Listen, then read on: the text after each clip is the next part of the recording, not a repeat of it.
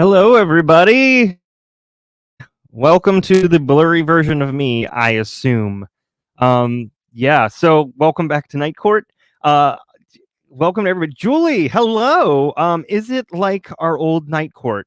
There are some changes, but yes, it is. The only difference is that the quiz has moved to Fridays. And so Fridays is when we do our quiz on the Hey Ho Show. But other than that, this is Night Court. Nothing's changed except for it's a true crime and wine time production. It helped if I pointed at the right side of the screen. Ba-da-ba-da. And my internet connection sucks more than it ever has before. So we're still working on that. So let me get through. Let me say hello to everybody. Lady in Gray, hello. You were absolutely first tonight. I'm still working on what to do with that, who to give things to, what to do, what to gift. If you have ideas, tell me, please. Hop into the Courtyard Discord and let me know. If you have ideas of what, first, second, third, that would be awesome. I would love to be able to do that for you all, just like we used to. Captain, hello, just the two of us. Building castles in the sky, just the two of us, you and I. Hello, Wendy. Hi. Hello, Angie. Hollyberry. Hello, Nan. I'm never ready either, so that makes the two of us. Yoo-hoo! Yes, the Hey Ho Show. For sure. Who do I need to call? Hey, Buffy. So here's what's exciting. We're going to continue day one of Chandler Halderson. Hello, Queen Olive, Ruth Ann. We're going to continue day one of Chandler Halderson. We just watched the openings for prosecution and defense. So if you missed that, it is last Monday when we did that. However, just know Chandler Halderson, creep. You'll learn everything in the trial, so you're not going to miss any. you didn't miss much. And then the defense was like, no, he didn't. It wasn't him. It was the one-armed man. That's pretty much what their defense is. My assumption is that what they're going to do is try and break down every single possible witness so that it doesn't count. So it makes me super happy too. I have missed everybody. I've missed the community that we've built. So please, Julie, everybody, share that we're back. Night Court is back. And I'll give you the schedule in just a second on this channel. Hi, Sam. Hello, Amy. So this is kind of True Crime and Wine Time's channel is now home to Night Court. It's home to a lot of other stuff too. So here's the idea. Monday, Tuesday is Night Court, and that's around 9:15. Monday and Wednesday, midday, we're doing Midday Missing. And by that, I mean Terry is, and it's going to start in May. And she's going to cover cases of missing cases that are known but mostly unknown to bring attention to them. And it's not going to be like we're solving them like the Our Investigative series it's not like that series, but we do want to bring knowledge to those cases, the folks that just they're not the blonde white people, or they're just not getting attention. They don't have the money to put it out there. So that's Midday Missing. And then on every other Thursday, we do a live recording of True Crime and Wine Time, the podcast, which is always a lot of fun, especially when Jasper shows up. For those of you who don't know, Jasper is Terry's goat. That's right. I think it's a Nigerian pygmy goat. So tune in on Thursday next week for that. And every other Friday, ideally opposite of True Crime and Wine Time, we do the Hey Ho Show. And that's me and Rudy, my old podcast co-host, my old friend. We've known each other for like 16 years. We had a radio show called the Hey Ho Show. We've brought it into the live stream, and we do a lot of fun stuff. It's a great time to just decompress on a Friday evening and do fun things like top 10 lists and funny news stories. And last week we did Guess That Crime with mug shots and also the quiz. So we do the quiz as well every other Friday. So you actually have a little bit of extra time to do that quiz. And here's a little secret. I'm trying real hard to get Papa Bruce Crime on Friday. So I'm super psyched for that. He's funny. He's quick. He says that he can't, but I know that he can. I got it from somewhere, right? Um, I must have got this from somewhere. So there's that's going on too. So there's just so much that's happening, and not only that, but I'm excited to bring back, you know, the sound effects. I'm excited to bring the sound effects back. I'm so excited to bring Night Court back. I have missed everybody, and I think we're coming back stronger and better than before. Certainly in a way that is certainly in a way that I can keep up and not burn out. Because despite that sounding like a lot of broadcasting, really I'm only on 3 nights a week, and that's totally doable in my book. Of course, I'm still recording my other podcasts, Brew Crime, True Crime Wine Time. Obviously, I'm still narrating Active Shooter when that comes. If you didn't know or you didn't see, Active Shooter was featured in a review for I'm gonna blank on the name now. Oh, golly gee, what is that? What is that website? I don't know if somebody's gonna know. Anyways, I'll try and remember it. I'll link it on Twitter or something. But we were reviewed by them, which is pretty well known. I can't believe I forgot, but here we are. Here we are. Do we have hello Shunka Bacon and hello Bacon Bit? Hello to both of you. I hope that I hope that that Bacon Bit might have Bacon Bit's not getting a goat, but that's okay. Hello from Jasper and Terry. Hi, Terry. Jasper, how are you? So good to see you all. I'm so happy to have you here. Again, this is going to be kind of a straight up. We're going to watch old trials, and my mods and the Discord great at giving me cases that are not Jodi Arias. So we're not going to do that whole forever in a day thing again. Woof. Just woof. While it led me to meet you all and create a community with you all, I think that's pretty much what it did. I got to meet Kirk. That was kind of cool. But overall, I think we can do some shorter ones that just keep us interested, right? Just keep us interested. And I think that's really important. So tell your friends, tell your family, hey, Night Court's back. Yeehaw. Yes. No. See, you know what? The joke, it's Night Court. The last time somebody did a deep dive on Jodi, it didn't end well. Too soon? Too cringe, everybody? Probably. Who knows? Hello, Llama. Welcome back in. Yes, join the Night Court. By the Night Court, I mean the Courtyard Discord. We do a lot of great stuff. We stream a lot of awesome shows. We keep everybody engaged. So join us up, and you can tune in whenever, all the time. And it's one-stop shop for all things True Crime Wine Time Productions as well.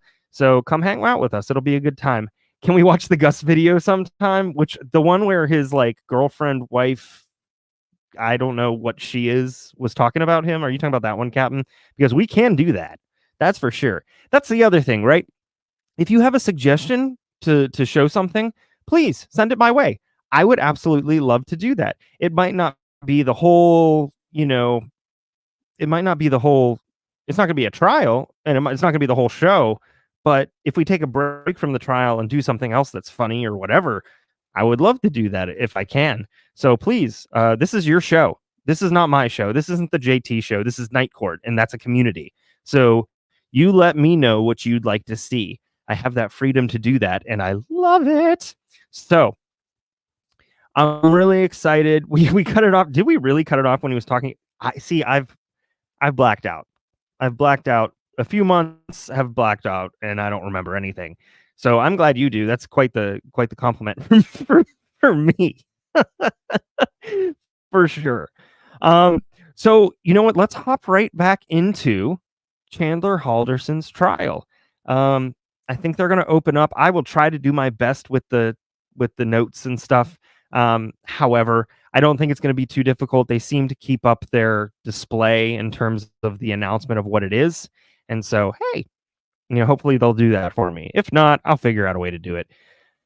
Oh man, but let's go ahead and get started, shall we? I think it's time. That is not Chandler Halderson or anybody in court. That is Moby if he did not succeed in music. I think. Kind of looks like that. No offense to him. It's not his fault. All right, let's go ahead and get started. Tell me if the volume's good. Just, let me know. I know you will. Hey, I can't hear any volume. That's good. That's great. Good for me. You guys probably can, though, I'm sure. Let's see here. Is this it? And so I cover the northeast area of the county. And I'd like to draw your attention to around 11:25 a.m. that morning. What occurred at that time? I had just returned back to the precinct from a previous call, and as I was walking through the doors to the precinct, I noticed behind me it appeared that somebody had been coming up to the doors. So I met them at the door, and at that time had a conversation with an individual. Okay. And do you see that individual in the courtroom today? I do. At this point, for purposes of identification, I would ask anyone not inside the jury box or my court reporter to just lower their mask briefly for the count of 3. Love you. So that the full face of everyone in view is available. 1, 2, 3. Go ahead and replace masks. Thank you. You can answer that. Oh, go ahead. Do you see that individual in the courtroom today? I do. Could you please identify him by where he is seated and perhaps the color of his shirt? Looks like a purple shirt seated on the left side of the table, straight ahead over here. And I'd like to note for the record, the witness did make a hand gesture towards the defendant as well. I'd like to note for the record that the witness has identified Mr. Halderson. It will. What did you learn from Mr. Halderson on July 7th, 2021? When he came to the precinct and spoke to me, he said that he wanted to make a missing persons report. Okay. And what did he tell you? He told me that he wanted to report that his parents were missing. I asked who his parents were. He said Bart and Krista Halderson. And I asked where they lived, and he said they lived on Oak Spring Circles, which is in the Village of Windsor. Okay. And in fact, that street's a little bit odd. Like one side of the street is Windsor and one side of the street is DeForest, I believe. Oh, that's rude. Yeah, the portion that they reside in was the Village of Windsor. Okay. So in reaction to the information the defendant was telling you, what did you do? When I heard that they lived in the Village of Windsor, we have a Windsor contract deputy that was working, so I immediately called to see whether or not they were available to come up to take the missing persons report. Okay. Were they available? They were. Okay. And who is that? Deputy Josh Seeley. Okay. What did you do next? So I remained at the precinct in our day room area with Chandler Halderson until Deputy Seeley arrived. And at that point, Deputy Seeley began interviewing him in the day room. I was present during that portion of the interview. And Are you all hearing sound effects? Because if you're not, what's this for? I don't think you are. I think because I shared the wrong thing. So let me fix that. Do, do, do, do, do, do, do, do. Shall we try this again? Let's try this again. how would you describe the defendant's affect, his demeanor? He seemed quiet, what I would describe as maybe like lethargic. Seemed like maybe he was tired as he was describing the fact that he had not seen his parents since the previous week. It just seemed like he was slow to respond to some of the questions. Okay. And do you remember any of the specifics of what Mr. Halderson told you during that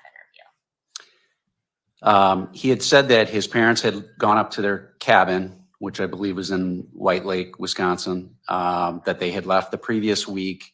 He thought early Friday morning, and that he had not seen his parents since then, and that at this point he wanted to report them as a missing persons. Did he give you any details about who, if anyone, they were with? He had said that they had left with another couple, but he did not know who the couple was and had not seen the couple, just that they had left sometime early, what he believed to be early Friday morning. Okay. Did he give you any information about what, if any, vehicle they were in? He said that they had left in the other person's vehicle because both the vehicles that belonged to his family were still at the residence, but I did not have a description of the other man. Okay. What did you do after this interview? So after he was interviewed by Deputy Seeley, we determined that probably the best course of action was for us to go back to the residence to kind of check out the residence. So I told Deputy Seeley that I would accompany him back to the residence. Course of action was for us to go back. Deputy, I'm going to show you what has been marked as exhibit number 1. Nope. How would you describe exhibit number 1? This would be the residence that we went back to that we were told by Chandler was his home along with his parents. The Oak Spring address in Windsor, Dane County, Wisconsin? Correct. And does this appear to be a true, does exhibit 1 appear to be a true and accurate picture of the home? Yes. I would ask to publish it. I would move exhibit 1 into evidence. Any ask to publish. Any objection? No objection. It is received. It may be published. I love this judge so much. So you went to that address. What did you do once you were there? So myself and Deputy Seeley had gone Hi. into the residence, and at this point, Deputy Seeley was planning on continuing his interviews with him, with Chandler. And I did ask Chandler if we could just walk through the residence real quick. I asked where his parents' bedroom was, and so we went from the main floor. When you walk into the residence, you step into the entry area, and then there's a living room and a kitchen.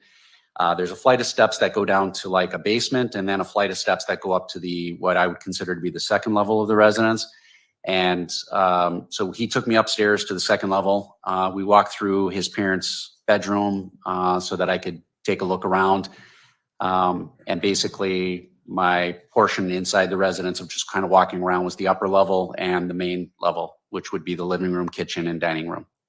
In walking around the 2 upper levels, did anything seem off or obvious of a crime at that point? Of a crime, no. Okay. How would you describe the furniture in the living room? The furniture itself was set like you would normally think of, couch and some other seats. But I did notice that they were covered with linen or blankets. And were they covered while you were there or before you even entered the home? They were covered before I entered the home.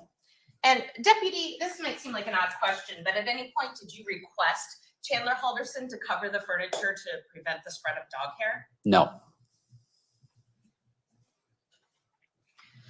And going back just to briefly describe the house, this house would maybe in some circles be described as a tri-level. Yes. Okay, so there's 4 levels to the home, but the home's only 2 stories high because they kind of offset each other. Is that a fair description? Correct. Okay.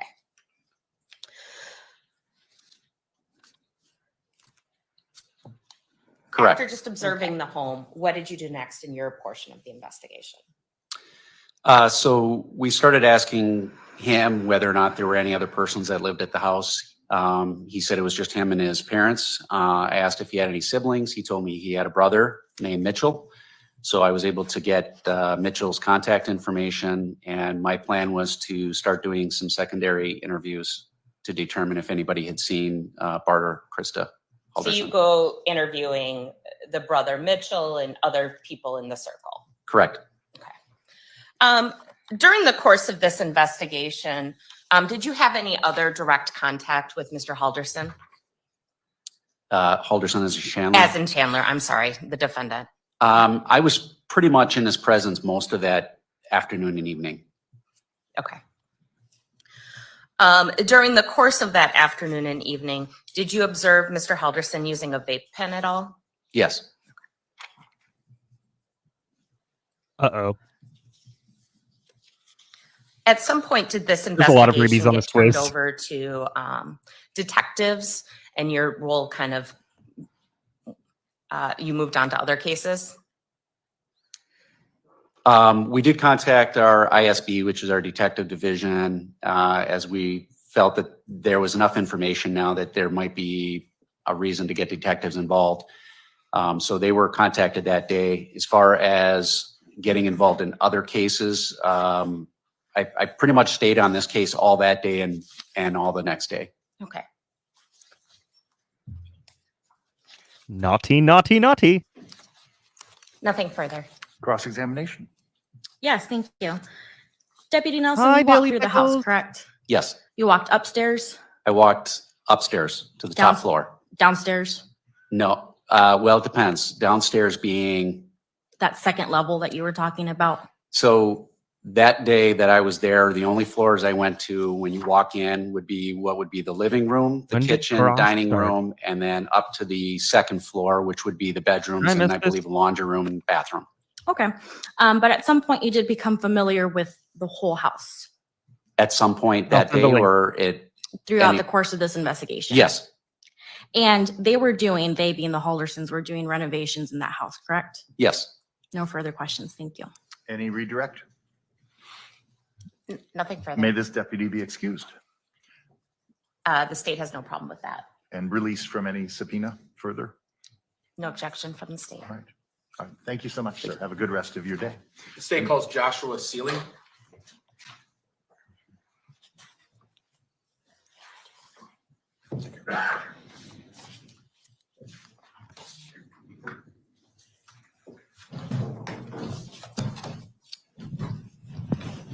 Do you solemnly swear or affirm the testimony you're about to give in this matter is the truth, the whole truth, and nothing but the truth?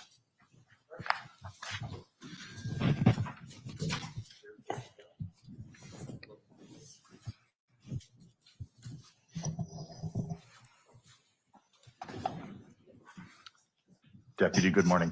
If you are able to responsibly and safely testify without a mask, that would be my preference if you would. Thank you so much. Go right ahead. Good morning. Please state and spell your name for us. Josh Seeley, Seeley. And what do you do for a living, sir? Deputy Sheriff with the Dane County Sheriff's Office. How long have you been doing that? I have been a deputy for 20 years. This past July, you were working with the Sheriff's Office, correct? Correct. Any particular role? Currently, I perform full-time patrol duties for the Village of Windsor. Tell me about that. Village of Windsor. First, let's start. I don't know where everybody's from. Where's the Village of Windsor? Just north of Madison and just south of Village of DeForest. And they don't have their own police department. They do not. And so they have a contract with the Dane County Sheriff's Office. Correct. What kind of things do you do as the guy who's assigned to be essentially their police officer? Same thing most other police agencies would do. We provide daily patrol, call taking, other community services, blood drives, such stuff of that nature. Where is your home base when you're over there? Do you have like a precinct you work out of, or how's that work? So there's two facilities up in the Northeast area. We have a Dane County Sheriff's Office Northeast precinct, and then we have our own PD, which is located right in the heart of the Village of Windsor. I'm going to take you over to July 7th of 2021. That day, were you asked to respond over to the Northeast precinct for someone referencing a missing persons complaint? I did, yes. Another deputy asked you Yeah. to come over. Yep, I heard a radio call from Deputy Nelson stating that there was someone at the Northeast precinct, what we would call a walk-in, and wanted to report a missing persons. So I responded up to the Northeast precinct to make contact. Are walk-ins common at the Northeast precinct? Not typically, no. Most people call. This person didn't call. That man's beard goatee is epic. You went over there, I did. and tell me what you found when you got to the Northeast precinct. So I walked into the Northeast precinct, or what we would call the day room, where we have our desks and computers. And sitting at the table was a male who I later identified with Wisconsin driver's license as Chandler Halderson, and Deputy Nelson of the Dane County Sheriff's Office. At this point, we're going to do an interesting procedure where everyone that's not in the jury is going to remove their mask for a second, and the judge is going to count to 3. If everyone would do so, please. 1, 2, 3. Go right in. Do you see the person here in the courtroom who you identified with the driver's license as This Mr. guy Halderson? sounds like Chandler he reminds Halderson me of that day? somebody. I do. I can't me where he's sitting figure and out he's who wearing- it is. He's sitting over at the desk to my right with a black tie. I'd ask the record reflect identification. It shall. What'd you do? It Asked never him does. more or less what was going on, and he proceeded to tell me that he had not had contact with his parents, that they had gone up to their cabin, which is up north in Langley County, and he was concerned. Did he give you any details at that time at the Northeast Precinct about who they were with? He stated that he had left their residence, might be it. which is in the village of Windsor, and had Speaking of which, Chris Pine plays a lead role in that new Disney movie Wish. Did anybody else know Chris could sing? I did not. He's phenomenal. Sidebar. left with Moving on. friends, and that they had gone up to this cabin to work on a fire pit and a water pump that might have been damaged during a storm. Did he tell you at that time at the Northeast Precinct what car they were in, or if he knew what car they were in? He did not mention anything about a car, and he provided some names of people that he might have gone up there or that they had gone up there with, but he was not for sure who they had gone with. Sure. After you take this initial statement at the Northeast Precinct, what do you do? Initially, we released Chandler from the I Northeast went to the Precinct, bathroom. had a conversation with Deputy Nelson, at which point then we drove down to the residence down on Oak Springs in the village of Windsor, where we again made contact with Chandler. Is that here in Dane County, Wisconsin? And that's in the Dane County, yeah. What was the I know. purpose in going to the house? Just to get a better overall picture of the whole situation. Some follow-up questions with Chandler, just to try and nail down as to, why he felt his parents were missing. You probably know this neighborhood as good as anyone, being assigned there, but just tell us about that general area they live. What's it like? It's very well kept, very quiet. It's a two-way street, and it is actually the type of street that has a tree growing out of the middle of it, that's so that the 2 lanes have to go out and around this tree. And the Halderson home is on A the little middle bit. of the block. I know It's in the middle. What he really reminds me of is if he was like probably 10 years younger, he would remind me of that guy who was just like the linebacker who was always just mean to somebody else, like the protagonist of the story. But also he sounds like he wouldn't talk until like the climax of the film, and then he'd talk, and then it'd completely betray everything that you think he is. I don't know. He has this. I don't know. I don't know where I'm going with that. I don't know where he's going. Middle of the block So- on the north side of the road. Yep. In general, the Halderson home is one of many homes in that area that's on a pond that's behind the house, correct? Correct. When you get to the house, did you go right in or did you stay outside and talk for a while? We just briefly made contact with Chandler outside, at which point we were invited inside. And then we continued our conversation and interview inside the residence. Sure. Where'd you go in the house when you first went in? Immediately, just like in your standard entryway, open up to the living room and dining room area. At which point he asked us if we wanted to look around the house. At which point I said yes. I believe the first place he took me was upstairs. Went up the stairway, pointed out some bedrooms and another room that was off to the left, which I observed was under construction or renovation. So is down to the studs and insulation. There's nothing else in there except some laundry machines. Well, that's Where'd you go so- next in the house? After that, Nothing went back wrong down, with back being down to the main down to living the area. studs. At which point he went partially downstairs. I did not go downstairs, but he did point out a set of couches that had been pushed together.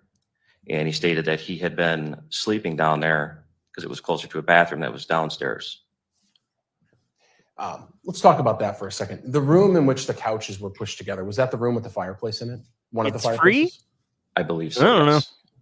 And You said they were pushed together. What do you mean by that? If you could describe it better. It'd be just like So It'd if be you think just like of a stoner your average just soak couch and how it looks, a couple days take another after couch, and push 420, it up having against it, forgotten. so it looks just like a square or a box, and that's what he was using as a bed supposedly. And he told you that that was needed because it was close to the bathroom. Correct. Did Chandler tell you Well, why it again, was I feel like important that he be needs to be close the celebrated. bathroom? Just that the room that was upstairs and under construction was the other bathroom, and there was no functioning plumbing up there at that point, I guess. Were you talking to Mr. Halderson around this time and kind of interviewing him further as he was showing you around the house? I did. At one point, he did hold up a neck brace and said that was another reason. Do you think he? Well, I can't wait to get to the neck brace thing. But do you think he like approached the door and was just like, "Yo, welcome to my crib.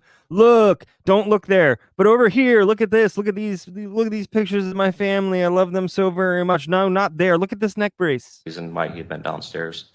But again, started to ask him again about why he felt that his parents were missing. And he stated that he had attempted multiple phone calls to try and get a hold of them, and the phone had gone straight to voicemail.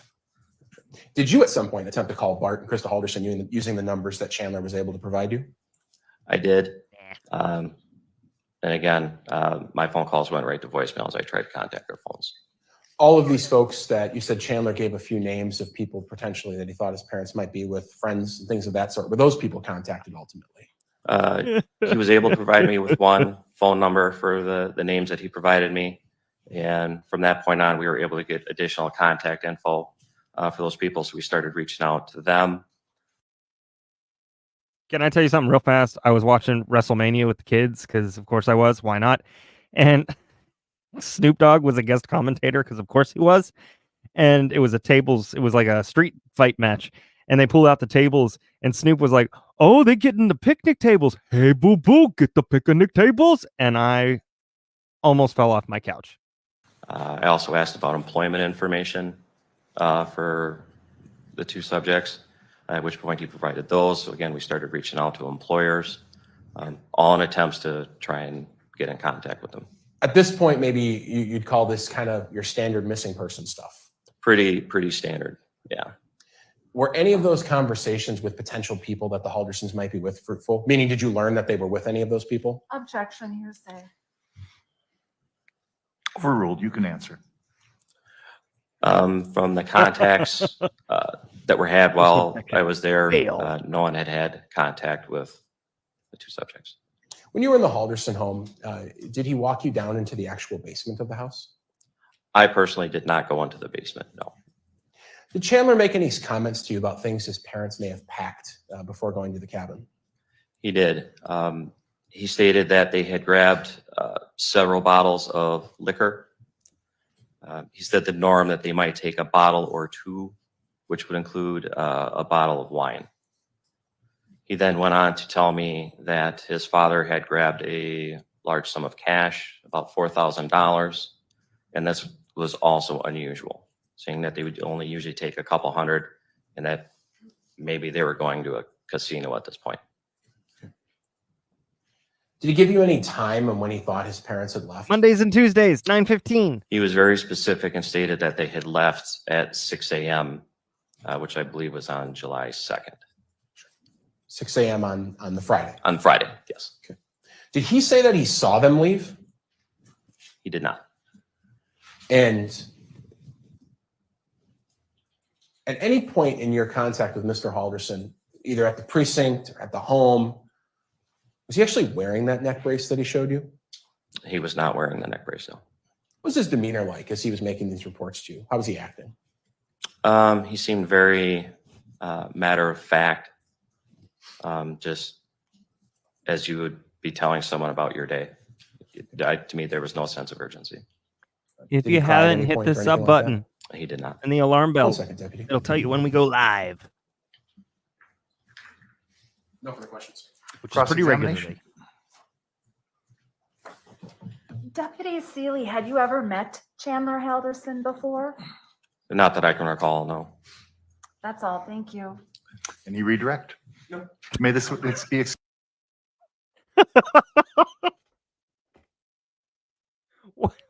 Did you just have to get a question in there? Like, have you met him? No. All right, we're done. Excused from further testifying and his subpoena? Yes. Any objection? No objection. Thank you so much, Deputy. Have a good rest of your day.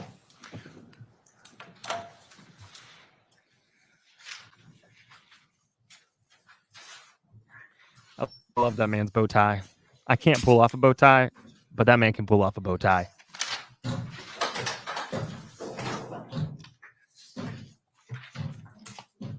State House Deputy Haley Collins LaFleur.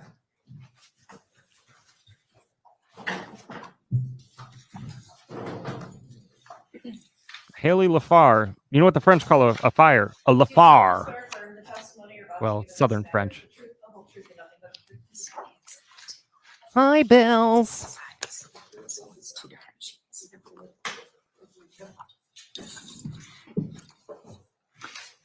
Deputy, I would ask if you believe you can do so safely and responsibly that you testify without a mask. Absolutely. Thank you. Attorney Raymond. Good morning. Could you please state your name for the record, spelling both your first and last names? Deputy Haley Collins Lefevre, Hayley Collins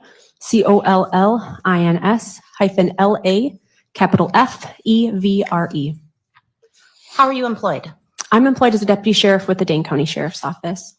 And were you employed as such on July 7th, 2021? Yes, I was. And when did you first become involved in the Halderson case, the missing person case of Bart and Krista Halderson? I had received some communication with my partner, Deputy Seeley, prior to the start of my shift on July 7th, stating that he requested that I respond to the Halderson home shortly after checking on. And that's Okay. how I became informed and notified of the call. And about what time was that? Do you remember? Shortly after 1 p.m., And do you in fact go to the home? I did go to the residence. And on the Elmo, there's Exhibit 1. Was that the home that you went to, the Oak Springs address? Yes, it is. What did you do once you got to the house? I met Deputy Seeley outside on the front porch, and he just briefly summarized for me the information that he had already gathered. Okay. Then Nope, what'd you do? nope. Still there. Deputy Seeley took a phone call, and then at that point, I went inside the home and was introduced to Chandler. Okay.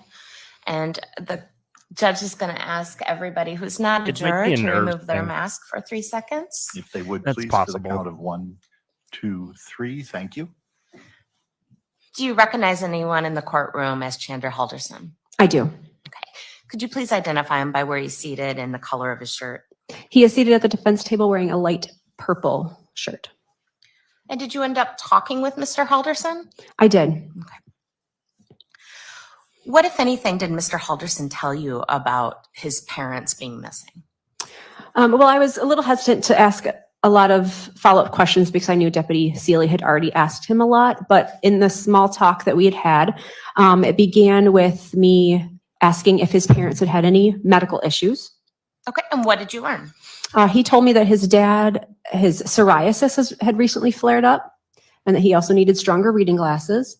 In regards to his mom, he said that the week prior, she had been diagnosed with skin cancer. Okay.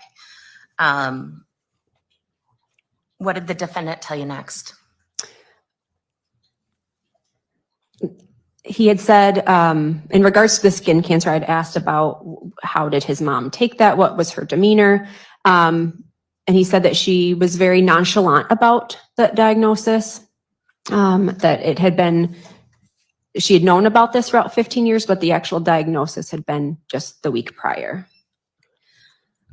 Why did you ask about those medical conditions? Just to determine if, Y'all, the one time that a court gets their mics right and we're hearing chewing, like I understand the need to be comfortable on the stand. It's very nerve-wracking. And yes, chewing gum in a place like the court, I'm guessing that she was told after this never to do that again. However, the one time they have their sound right is the time that we've got an officer or a deputy chewing gum. if for their safety, if we should be doing a bit more on our end from the law enforcement standpoint.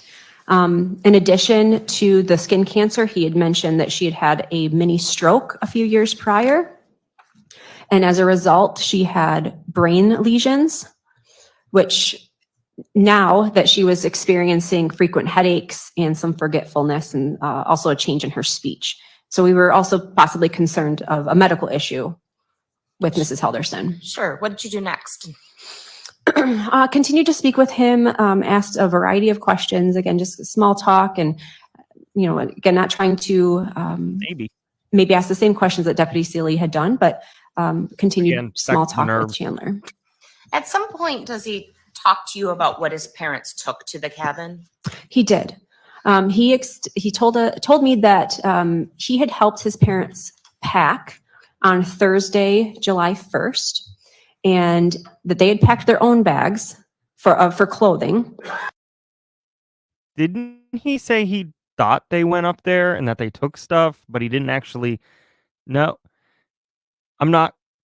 Oh, the tangled web we weave, Chandler Halderson. But he had helped them, had helped his mom pack her medication, and had also packed for them some tools. Also food, phone chargers, and then tools. And when I asked him specifically what tools he had helped pack for them, he said they were all for cabin repairs, and they included a wrench, a hatchet, a bow saw, some additional saw blades, as well as 2 10-gallon containers for gasoline. Okay. Did he talk to you about any cash or valuables that were packed? He did. He told me that he was aware that his parents had taken a large sum of cash out of a safe.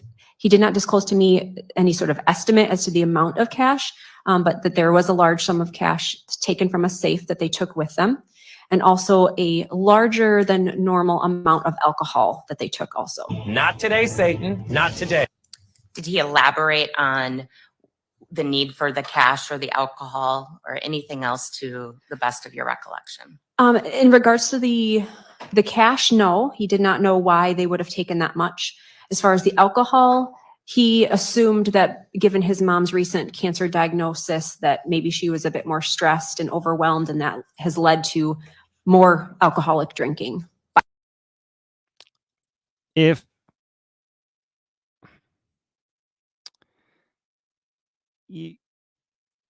depending on what the diagnosis is and the treatment, sometimes drinking in excess does not help with the treatment.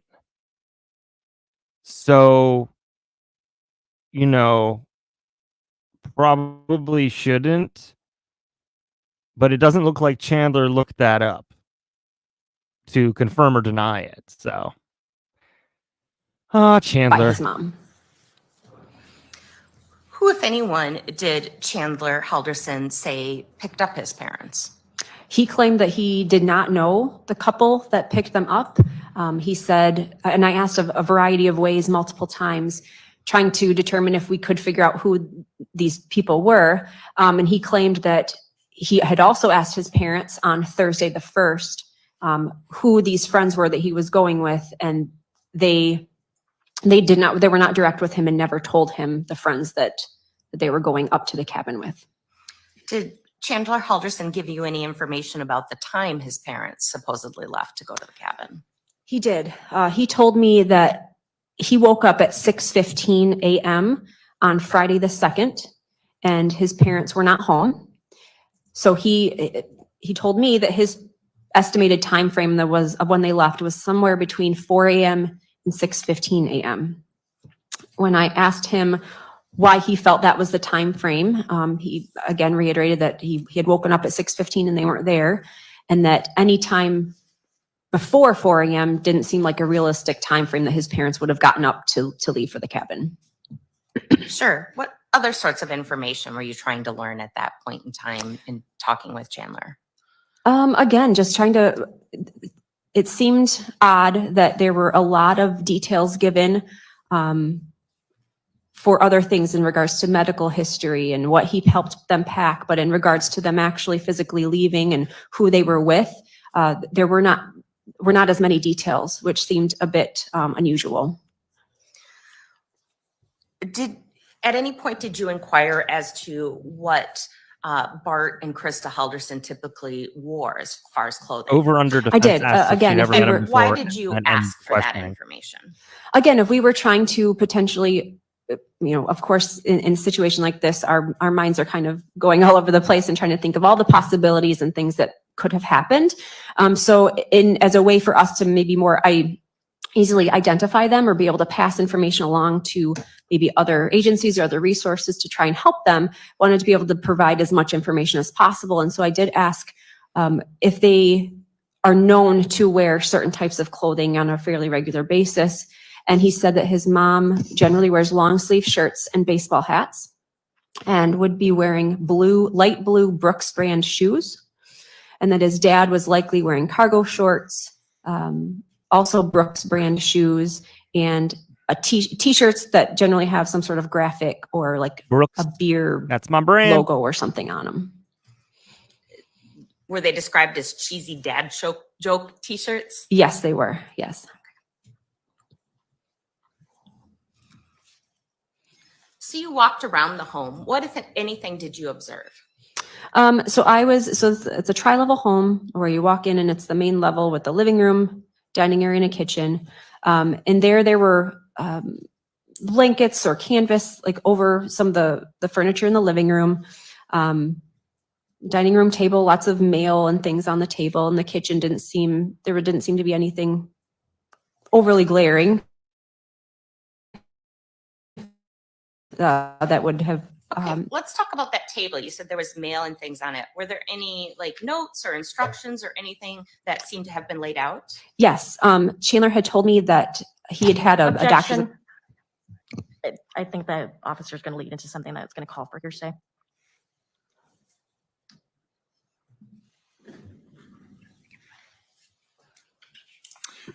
I don't know if I know enough about the question to rule.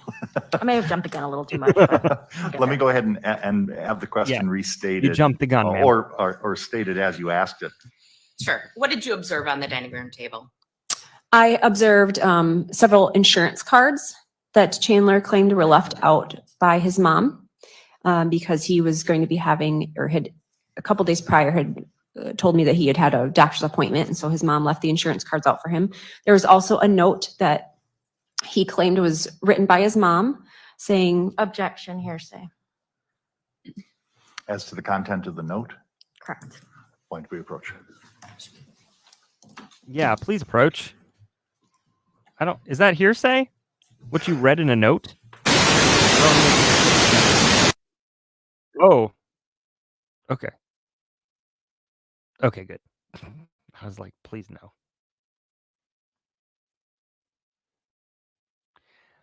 That's something that I just don't. Somebody tell me. Who knows? A lot of talking, still talking. Okay. I love fast forwarding. Isn't that great? Sure. I believe, Deputy, I was asking you concerning a note that you observed on the dining room table. yes. And just very briefly, what were the contents of that note and what did Mr. Halderson tell you? They won. Note, if anything. The note stated something to the effect of, I hope you have a great day. And then it left a phone number for Pam. And it said, just in case on the note. And Chandler told me that was a note left by his mom for him. In connection to their visit to the cabin? Yes. Deputy, I'm going to show you what has been marked as Exhibit 35. Mhm. Could you please identify Exhibit 35? Exhibit 35 is the note that I saw on the kitchen table. And based on Chandler's telling, this was his mom's note to him stating that hope your day goes really well, with a phone number for Pam saying just in case. And it's in one of these fancy evidence bags. Is that fair, Exhibit 35? Yes. So that it was collected by your department. Yes. So does this appear to be the actual note that you observed on the dining room table? It appears it is, yes. I move Exhibit 35 into evidence at this time Any objection? No objection. It is received. and permission to publish. You may publish.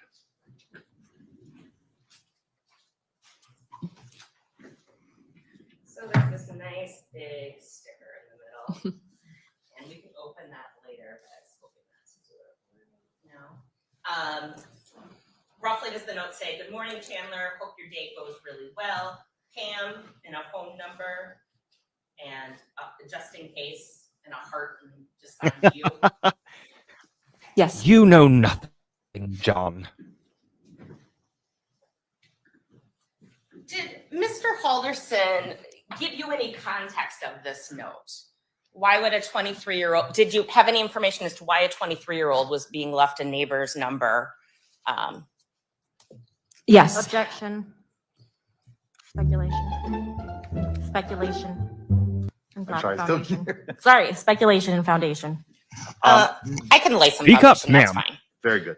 Deputy, did Chandler Halderson explain why this note was left to you?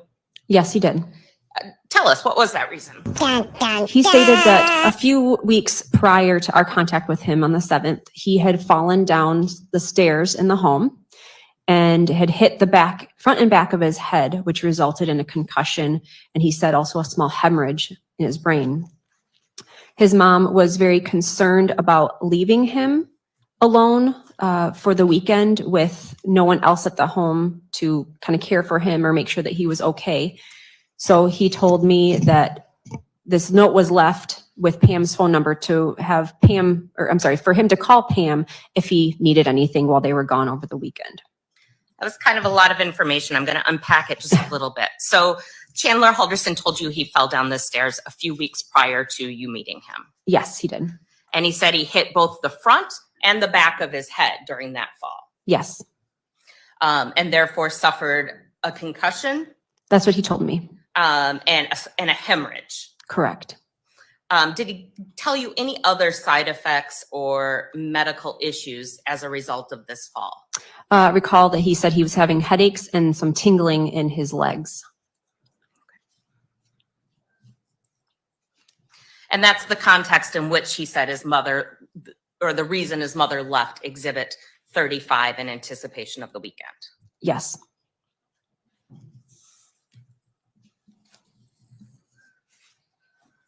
Did he tell you anything about any upcoming doctor's appointments or doctor's appointments that were scheduled to have occurred? For himself, I believe it was for Monday the 5th. He had said he had a doctor's appointment scheduled. And then his mom also had an appointment on July 7th, which was also cause for concern for him because he claimed then she has now missed the appointment because she had not returned home. During the course of your investigation, did Mr. Halderson present any proof or any evidence that he had been contacted by his parents since July 1st, 2021? Yes, he had shown me a text message on his phone that he stated was from his mom. And he'd received that shortly after 11 a.m. on July 4th. And it stated something to the effect of, "We made it. We're going to a parade and we will be home late Monday or early Tuesday." And of course, you're meeting on a Wednesday. Correct. Mr. Halderson. At some point during the course of your part of the investigation, do you have Mr. Halderson fill out missing person certifications? Yes, I did. Can you describe what those are? Yes, so in law enforcement, we have this form that we fill out for a missing persons report, and there's some criteria that need to be met. It can consist of someone who is physically or mentally disabled, someone under the age of 21 who we feel is in physical, they're in harm's way, someone who has been abducted or kidnapped, things like that. And Mr. Halderson was the one filling out the form stating that he was wanting to list his parents as missing, and it met criteria 6, which is that the person is over the age of 21 and they don't meet any of the above criteria, but there is reason to believe that their safety is in jeopardy. Deputy, I'm going to show you what has been marked as Exhibit 2. There's a front and a back, so I would ask that you observe both the front and back side. Yes. How would you describe Exhibit 2? Exhibit 2 are the original copies of the missing persons forms, both filled out for Mr. Halderson and Mrs. Halderson. I signed the form as the witness for Mr. Halderson, and the form is signed by Detective Sims for Krista Halderson, and it's in a sealed evidence bag. And did Chandler Halderson sign either or both of the forms of Exhibit 2? He signed both forms. I would move Exhibit 2 into evidence at this time. Any objection? It is received. So just briefly, because I don't expect you to memorize, on the date that they were reported missing, how old was Bart Halderson? Marked as 50 years old. And how old was Krista Halderson? 53 years old. And permission to publish Exhibit 2. Yes.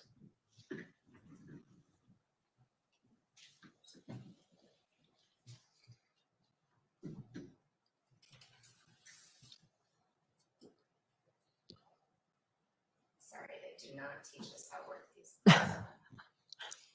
It's an Elmo. You'll get it. You'll get it. But just briefly, Deputy, the first form is for Bart Halderson, Which Yes. one? and the signature Not that on I've ever that been is to for one, but Chandler which one? Halderson, dated July 7th of 2021. Yes. And then the second form is for Krista Halderson, Yes. and again, signed and dated by Chandler Halderson on July 7th of 2021. Yes.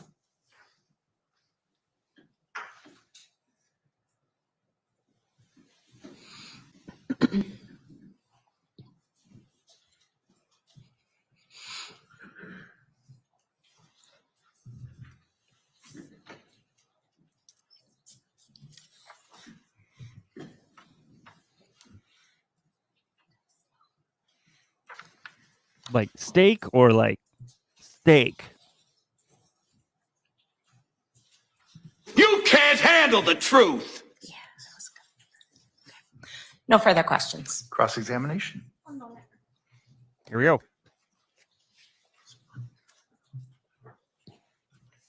Okay. No questions, thank you. May this witness be Oh. excused and released from her He didn't subpoena. even get questions. Yes, Your Honor. Thank you so much, Deputy. Have a good remainder of your day. Chandler saying, "What are you doing?"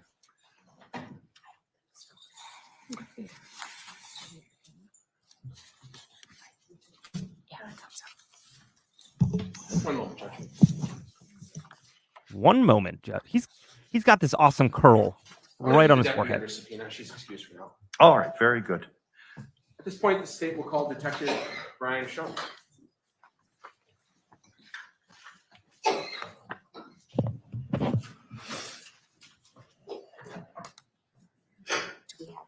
Do you solemnly swear or affirm the testimony you're about to give in this matter is the truth, the whole truth, and nothing but the truth?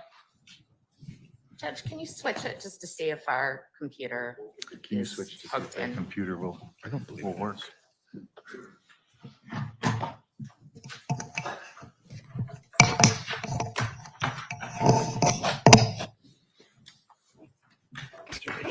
Thanks, sir. Oh, look, it's Paul Giamatti.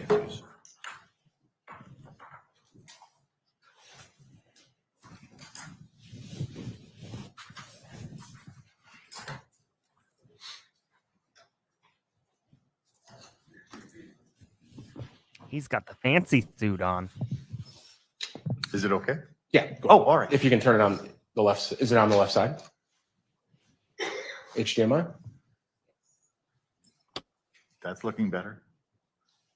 All right, I think we're in Okay. business. Detective, thank you. You already removed your mask, and obviously, as I understand it, you may be visiting the witness stand more than once. So if you're willing and able to each time, that would be appreciated. Go ahead. Thank you. Good morning, sir. Could you please state and spell your name for the record? My name is Brian Schunk, Brian.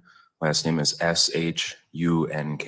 And you're one of the lead case detectives in this case, aren't you? Correct. How long have you been a detective with the Dane County Sheriff's Department? I've been with the department for approximately 13 years. I've been a detective for 2.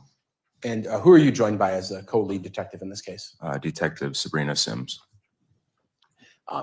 You're the first detective to testify, and so you get the honor. But tell us what the difference, I suppose, in the work of a detective is from the work of just a normal sheriff's deputy who we've heard from so far. Sure. Detectives are typically assigned more follow-up to initial reports. We basically read all the reports for every case.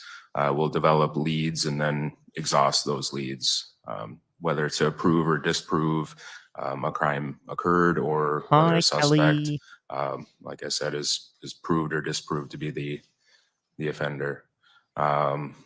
As far as major cases go, kind of the same thing. Just keep on reading all the reports, developing leads, and following up on everything. In some cases, you might be the only person working on an investigation as a detective, correct? Correct. That was not the case here, was it? It was not. Many people worked on this Many case. people. Let's talk at first, just generally, about missing persons. You've investigated missing persons before, haven't you? Yes. That's something a police officer or a sheriff's deputy does normally. Yes. Fair to say you treat missing adults different than you do missing children? There's similarities, but yes. Adults, in many respects, if they want, can go missing, and there won't be a ton of police involvement as long as they're not at risk, right? Correct. Where if a kid goes missing, sometimes they hit that Amber Alert button and they wake us all up at night. Yes. Okay. They don't do that for adults, really. No. When you're entering into a missing persons investigation Amber Alerts involving are not adults, what kind of things are you children. doing? And not speaking specifically about this case, but in general, what are you doing as a detective in a missing persons investigation? First thing, whoever the reporting party is, we want to talk to them and just see what background information they have as far as, the days leading up to when they were last seen or heard from.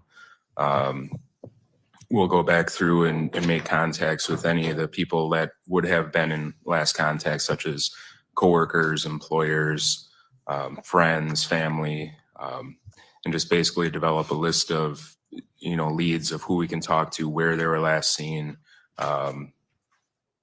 We'll talk to banks, figure out if they've been spending any money. The list goes on. Were you asked to perform some of that work on July 7th, 2021, regarding the missing persons of Krista and Bart Halderson in Windsor? Yes. How early did you get involved in the investigation? I think we heard that Chandler went into the sheriff's department about 11:30 that day. When were you first kind of involved? I believe I was called around 1:30 p.m. and was at the Halderson home speaking with Chandler by 4:30. So now we've heard from 3 people already. You're the 4th person to speak to Chandler that day? I believe so. Okay. Tell me where you speak to Chandler in the Halderson home. Where do you go?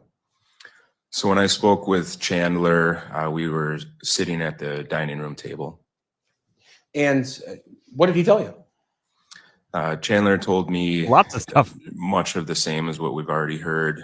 His parents had gone missing after reportedly going to the cabin. Chandler said that he had helped them pack for the cabin on the evening of July 1st. He woke up at approximately 6:15 a.m. on July 2nd, the Friday, and they were already gone. He told me that he believed his parents were leaving with a couple of friends. Raise them he right. did not know who the Raise friends were. right. Did he tell you anything they took with them to the cabin? Yes, Chandler told me that he had helped his parents pack tools, wrenches, pipe sealant, a hatchet, and 2 gas cans for the chainsaw. He also later told us that there was a bin in the garage for the cabin that they would take every time, and that bin was no longer in the garage, so they had taken that also. Talk gas. Did Chandler mention if he had heard from his mom or his dad since July 1st? So he's talking to you on the 7th. Had he heard from him in that intervening period at all by text message or phone? Yes, Chandler told me that he received a text message on Sunday, July 4th from his mother. Hi, Jamie. He showed it to you? Did Yes. he show you that message? Yes, he did. I'm showing you what's been marked in this case is exhibit number 3. It's 2 pages. Could you tell me what that is? These are screenshots that Chandler had shown me that evening and then sent me And who are these Oh, communications he took purportedly screenshots. with? Did he? Chandler reported that those are his mother and him. I move to admit Exhibit 3 and publish. Any objection? No. It is received. Look, and I have these screenshots too that I took just in case something happened Showing to them, which I everyone knew was going to Exhibit happen. 3 up on some of the photos, by the way, we're going to do this to make it easier to see. This machine over here doesn't work very well. In these messages, there are two colors, and the messages are on two sides. But fair to say that messages purportedly from mom Three are on the colors. left and from Chandler are on the right. Correct. Okay. Mom says, "Hope things are going well for you, thinking about you." And Chandler says, "Going well, thanks." She sends a smiley face. And then Chandler says, "Dad's phone died, call or text me, and get soda on your way home. I have an extra hour of work." And she says, "K, I can." All that sound right? Yes. And then we get up to Saturday, which would be July 3rd, 2021. Here's if Chandler sent a message to his mother. "Hoping this goes through. I bet there's a lot of people up there making it hard to message." Correct? Yes. And then I'm going to move to the next screen because the next message goes over both. And we're starting in the middle. Krista reportedly responds, "Made it safely. Can't get anything through. And yes, it's packed. Going to White Lake today for the parade. Will be home Monday night, Tuesday early. Love you lots." 2 exclamation points. Sound about right? Correct. And that was sent at 11:04 a.m. on Sunday, the 4th of July. Yes. And then lastly, Chandler texted his parents, texted his mom that day that he went to the police station. "Hey, I'm worried. I'm at the police station. Can you text or call?" Yes. These were the messages that you found on Chandler's phone? Correct. He showed me. I find it super interesting, and you all can explain this to me. It's weird that some of those messages showed up blue, indicating that it's iPhone to iPhone, and then some of them showed up green, which means that I don't understand why would it have been sent as just an SMS or a text message versus an iPhone message straight to the phone. What's the difference? I'm sure I'm just reading into it too much, but that's what I'm thinking. Oh, does it really? Because I'm never on Wi-Fi and I still get like the blue all the way through. Oh, he was texting via Wi-Fi. So would texting via Wi-Fi be sent as a text message then? Because I always send in blue and I'm not on Wi-Fi.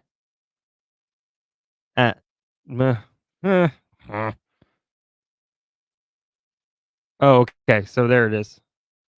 Got you. All right. Thanks, everybody. Muchos gracias. You had an opportunity both then and at many, perhaps, occasions in this case to observe the Halderson home and be in the Halderson home and view it and tour it, correct?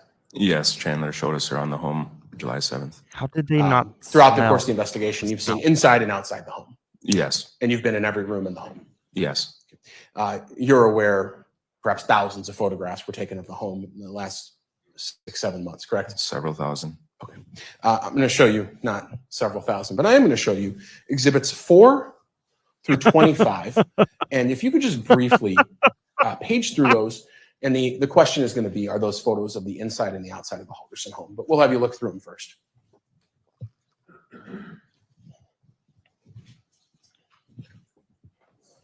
Just let me know when you're done.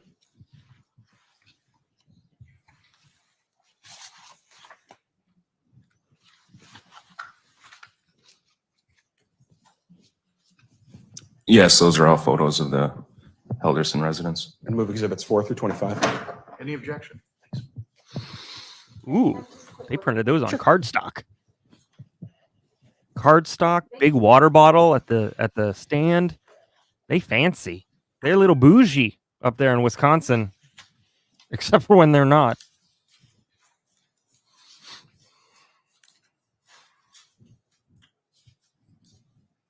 You're in good company, Julie.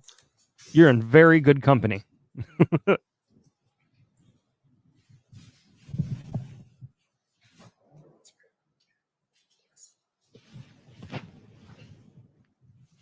Sir, you keep making that face. It's going to stick. Oh, it's okay. Honestly, though, if I had to relive this whole thing, I'd be looking like him too.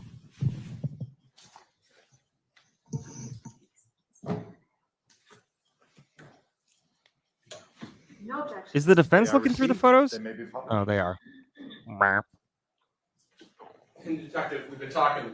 Appreciate my mic's on here. Been talking a lot about this house, and so I'm going to ask you to kind of give us a tour as we go through some of Actually, this. have so everyone lavaliers gets some is context of what we're amazing. looking at. What are we looking at there? That is the north side or the back side of the Halderson home, Backyard, essentially. backyard. Exhibit 5. What are we looking at there? Man, This is the pond located behind their home, taken from their that is backyard. pretty. Exhibit number 6. Same pond behind the home. Exhibit 7. This is going to be the garage door and then also another entry door into the home. Goes into like a little foyer. That's a really thin door. If you take a sharp left, it goes to the It's an garage. old school door. So there's an entry right there, and then there's another maybe Windows. traditional front door in the front of the house. Correct. Exhibit number 8. What are we looking at there? This is going to be the what I would call main living room of the home, taken as if you had just walked in the front door of the home. You can see the kitchen to the left and the dining room to the right or center. Furniture there with some sheets on it, right? Correct. Did you ask Chandler to put those sheets on the furniture? I did not. They were covered when we arrived. Showing you exhibit 9. What am I looking at there? That's going to be the dining room table, and then the kitchen to the left. When we talked earlier about that note from Ms. Sidwell, was that note found on that table? Correct. It was on the table. I guess the upper left corner of the table is where it was located when Chandler showed it to myself. Exhibit number 10. This is Chandler's bedroom. Now we're upstairs in the house. Correct. Upstairs. All the bedrooms are upstairs, right? Yeah. Okay, so everybody sees this and this. Draw your own conclusions. Exhibit number 11. Same. Chandler's Oh my bedroom. gosh, he's a mess. Oh, No, exhibit 12. This one is going to be the parents' bedroom, Bart and Krista. At the time you arrived, had people been looking around the house Really? at that point? I was aware that a few deputies had been shown around the home. This was not the state that the parents' bedroom was Feng in shui when is a little I off. first saw it. What state was it in when you first saw it? I stood in the doorway as not to enter. The bed did not have any of those items on it. The end table, I believe, was a little bit more organized. Fair to say this picture was taken partially during the police search, and so things are out. This was taken before the actual search warrant was conducted. Chandler told me that he had pulled out some drawers looking for certain things that would help in the investigation. Understood. Exhibit number 13. This is going to be what I guess you can call the office level of the home, fireplace, that fireplace, y'all. and there was couches pushed together if you were to look to the left from this view. And we're going to talk a That's little smoke. bit about exhibit 13 later on, but just a quick question about this fireplace. Is there a pane of glass broken out There of it that is. fireplace? Yes, there is. This is a different view looking over the table, exhibit 14, looking back at the fireplace. Yes. And the stairway there No. goes up that half flight to the kitchen. Is that a Star Wars Lego On the set? table, there's a What a box waste. fan when you arrived, correct? Or a small fan. Yes. Exhibit is 15, is this happening? that couch pushed together thing we've been hearing about? Yes, this is the same room. that- Oh, did he put that together to be near the? Oh, no.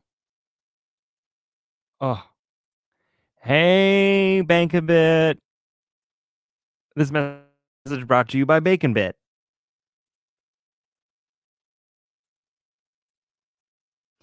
This is horrifying. I mean, the whole thing's horrifying, but the fact that he decided that he was just gonna put things together and lay there while Door goes to the backyard, and then these are the couches that were pushed together that Chandler reportedly used as a fort, is what he called it. And these are very close to that fireplace, correct? Correct. I mean, I guess it was just like lucky Exhibit number that it was 16, close. just briefly, what are we looking at there? This is going to be the shower, which is the only working bathroom in the house, on that same level as the couches we just looked at.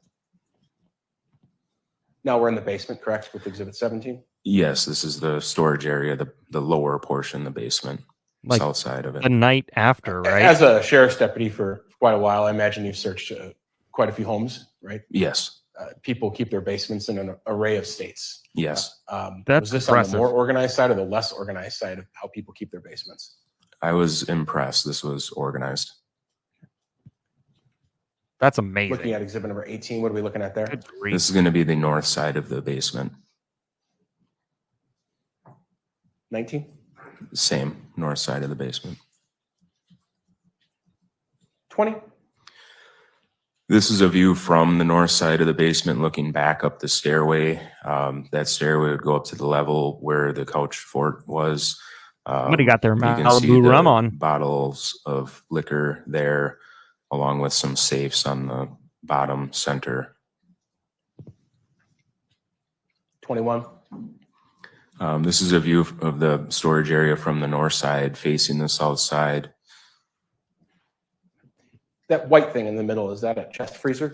That is a chest freezer. And when you were in the home, was that chest freezer That empty? is The chest freezer was tiny not freezer. in that location when I was there on July 7th speaking with Chandler. Tell me about that. what? When he was giving us the tour around the home, we went upstairs. He showed us around. We went in the living Really room, thin freezer. dining room, kitchen, down by the couches, and then ultimately down into this level. While we were down in this level, he kept the lights dim. We were on the north side Weird. first, and then we actually came over. I specifically remember looking at this location because just beyond where that freezer is, there's a cutout. Guesstimate would be 4x4 void, which I believe is under the front steps. That's beyond that, and then also the shelf to the behind the freezer there, the cleaning supplies. I just took note of all the cleaning supplies and toilet paper and whatnot. So that shelf was clearly visible. I was probably standing right where that freezer is.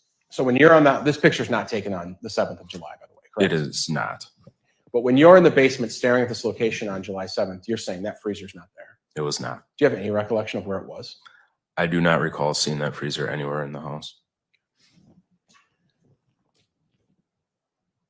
At that initial time when you were doing the tour with Chandler and walking around, were you taking photographs at that time? I personally was not. Exhibit 22, what are we looking at there? This is the south side of the basement. You can They see do the seem like utilities preppers. in the Just a little back. bit. 23, more of the same? Correct. When you talk about organized, maybe perhaps this is what you're talking about, these bins? Yes. Number 24, is that the stairs heading back up into the house? Correct. And lastly, number 25, what are we looking at there? This is going to be a picture of the inside of the garage. The entry door back into the house is over by the trash bins that you can see on the left side. These two vehicles are Krista and Bart Halderson's. The Subaru was reportedly driven by Bart, and the Volvo was reportedly driven by Krista. But they drove up to the campsite, right? During your initial tour with Chandler, did he take you into the garage? Ultimately, yes. He seemed hesitant at first, but then did allow us into the garage. What do you mean by that? He told us that his two dogs were in the garage and that they were very skittish and would bark and jump on us. But you were allowed in the garage? Yes, he ultimately brought the dogs in from the garage and then let us out into the garage. Did he point out anything in particular in the garage that was of interest to him or that he wanted you to know? He did turn towards a storage shelf that's in the garage. He said that there was a bin missing that would be labeled cabin. So the bins that were on the storage shelf in the garage all had labels on them. At least I recall most, if not all, had labels on them. He said that one would have been taken to the cabin anytime they went, and that bin was missing. I'll show you what's been marked in this case as exhibit 227. Can you tell me what that is? That's the storage shelf I'm speaking of. Judge, if you want to switch to the Elmo, I would appreciate it. And I'll move exhibit 227 into evidence. Any objection? No objection. It is received. It may be published.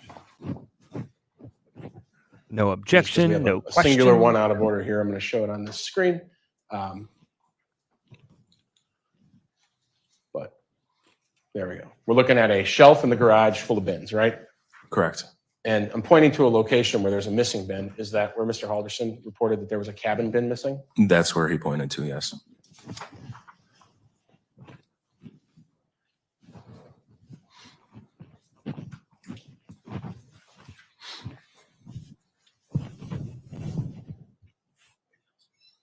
No further questions at this time. Cross-examination? Not at this time, thank you. Very good. Then, Detective, you may be reseated back at council table, and I assume the state and the defense would agree this is a good time for a break for us. I'm often never upset if we go into the noon hour, because frankly, I think you run into less people with the food options if you're looking for food outside of the building. It is 12:10 right now, and if you can be back at 1:20, ready to go. It gives a full hour for you folks. We'll have less, but that's all right. Your notebooks stay on your chairs, and Randy will take you back, and we'll see you after the lunch break.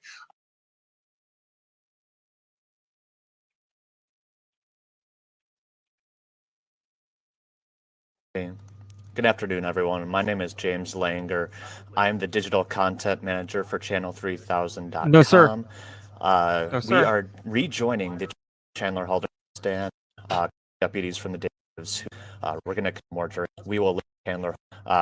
Neck is stiff, and you're going to just aim your head in a different direction. Be cautious about the fact that over your left shoulders, there's a camera on the other side of the wall, and they're certainly doing their best to not accidentally record anyone, but they're also relying on your position within the courtroom as they're filming other things that go on. So I just wanted to mention that to you folks. Thank you. Let's proceed with testimony. Attorney Raymond. Yes, the state's going to call Mitchell Halderson to the stand.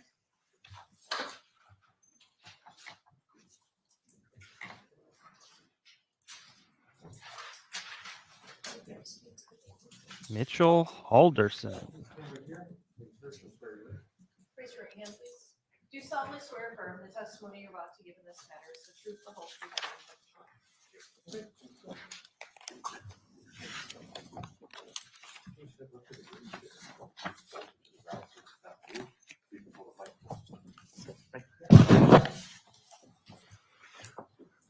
Mr. Halderson, if you are able to safely and responsibly, I would appreciate your testifying without a mask, if you could. Yes, Your Honor. Thank you so much. Go ahead. Oh man, this is gonna be tough. Just a warning. I think this is gonna be tough. Good afternoon. Could you please state your name for the record and spell both your first and last name? My name is Mitchell Halderson, and that's Mitchell, and then Halderson is HALD as in David, ERSON.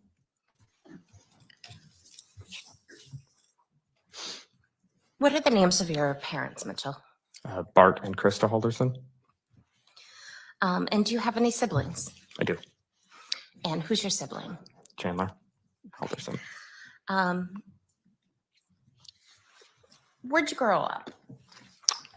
Was born in this area in Dane County, and then between 3rd and 4th grade moved up to Plymouth, Wisconsin, which is in Sheboygan County, and then have lived around here for college and work after high school. Okay. Sure. And I'm going to show you what has been marked as Exhibit 27. Would we consider Mitchell a proof of life? That Witness, would be a is picture that what- of my parents, actually a crop Yep. photo that I am also in. We are at the New Glarus Brewery. And that was a somewhat recent, in the last couple of years photo. Yes, within the last 4, I forget exactly when. And is that appear to be a true and accurate copy of that Oh. picture? Yes. Okay, I would move Exhibit What was 27 that? Any, into evidence. any objection? No objection. It may be published. It is received.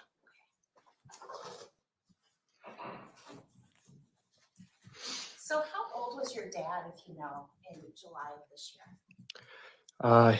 He was born in 71, so in July he just turned 50. And your mom, she was a few years older. Correct, about 3. What did your dad do for a living? He was an accountant. Do you remember the name of the firm that he worked with last? Yeah, BDO USA. And he did taxes and things like that, or? Yes, specifically with small businesses. This is specialty. So is he kind of a money savvy sort of person? I would say so. Definitely had finances, understood them well. Do you believe in banks? Yeah, How old was your mom? my mom was 53. What'd your mom do for a living? Was a stay-at-home mom for us growing up and has recently gone back to work as a receptionist at a car company. Describe what was your dad like as a parent, just very briefly. He worked a lot, so slightly absent during the time, but I would say had good expectations for us and overall was a good parent. How would you describe your mom as? A bit of the typical helicopter parent, very involved in our everyday lives, but again, because she cared. Okay. So she stayed in communication with you often, is that a fair statement? Yes. What is the age difference between you and your brother Chandler? 18 months. And are you the older or younger sibling? I am the older. And just for the record, I think the judge is going to ask everyone but the jury to remove their mask for a few seconds. Do you see your brother Chandler Halderson in the courtroom today? If everyone could lower their masks briefly, and after 1, 2, 3, replace your masks. Thank you. I do. Could you please describe by where he's seated You didn't even and look at him. what sort of, maybe the color of his shirt? He glanced. Table to the right with a purple shirt and a suit. I would ask the record to reflect that the witness has identified the defendant. It shall. So Mitchell, if you're 18 months older, are you 24 or 25? I just turned 25.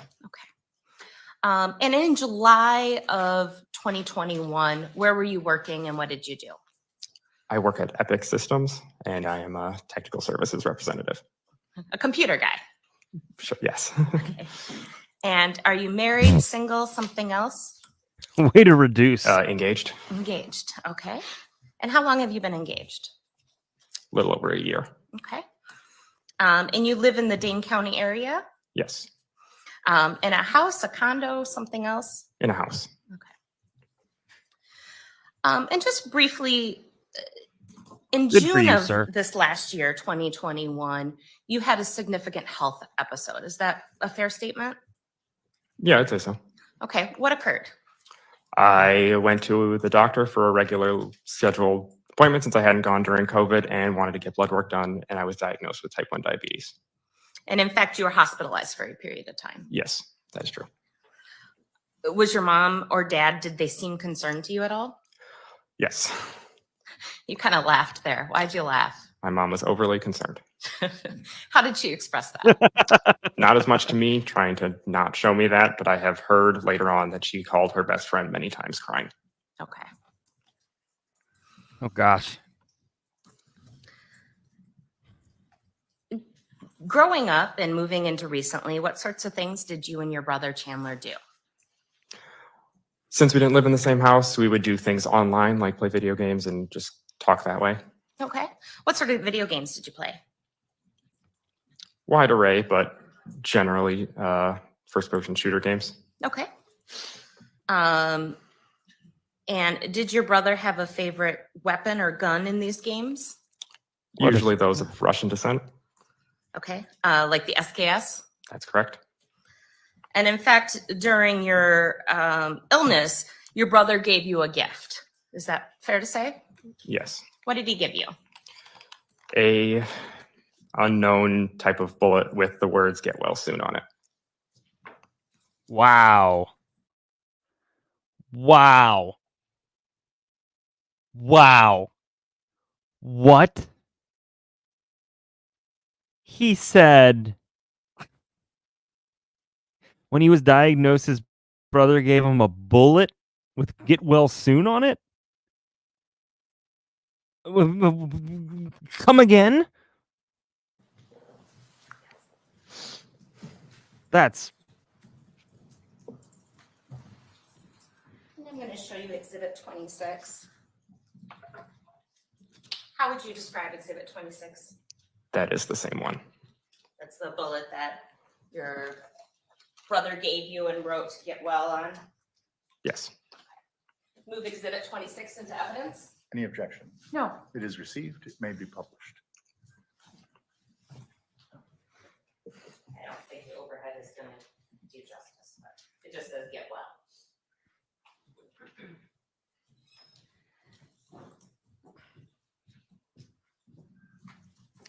it shocked me too. That's because Chandler's the same kid who, like, if he would have gotten away with this and his brother did him I'm wrong, going to turn your attention he would have taken that bullet. To Just out of poetic. when your parents went missing this year. How did Messed you up learn poetic that your way. parents were potentially missing? I don't remember the exact date, but I did receive a call from my mom's best friend that had let me know that they had gone up, she had heard that they had gone up to the cabin. Okay. So I did not suspect them missing at that time. I just had heard that. Okay. And what is your mom's best friend's name? That would be Jane Hilgendorf. Okay.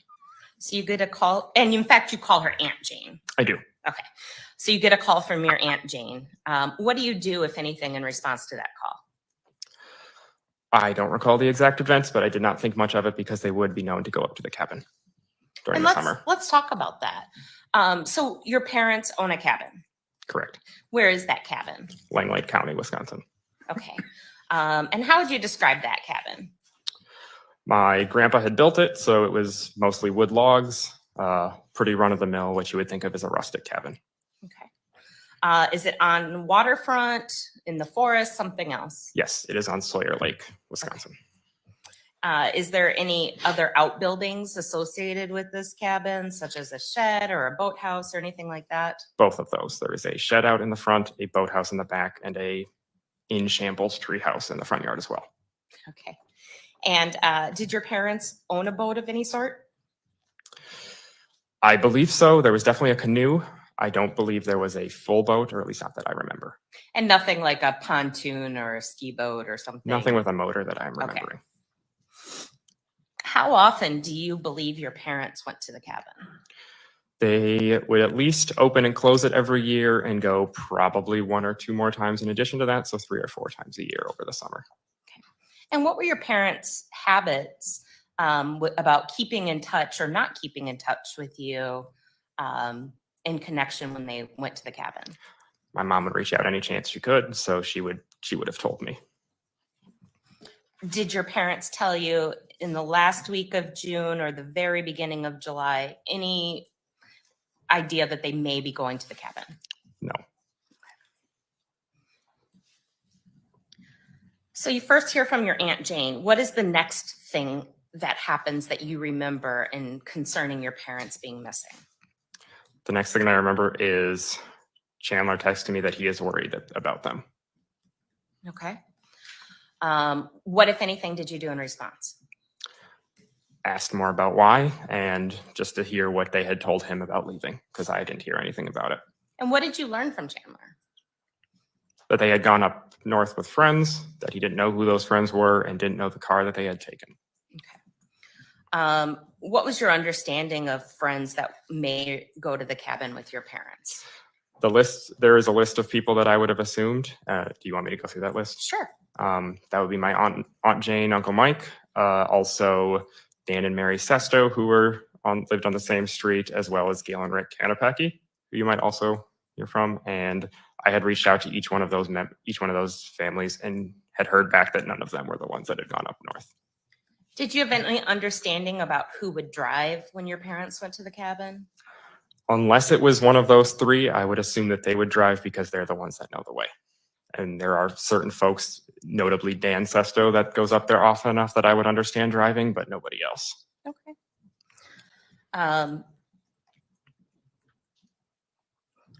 What happens next as far as you're concerned with your parents? What's the next piece of news you learn? Eventually, a detective comes to my house, Rich Bennett, in order to just ask some more questions of me during the investigation. I believe that was the next thing that had occurred. Okay. What happened after that? I believe it was Wednesday. It was whatever day Chandler was originally arrested. I had actually gone up to the cabin myself in order to check it out, just to see what was going on. And why did you go to the cabin? Wanted to do something myself about it. I felt like I needed to do something.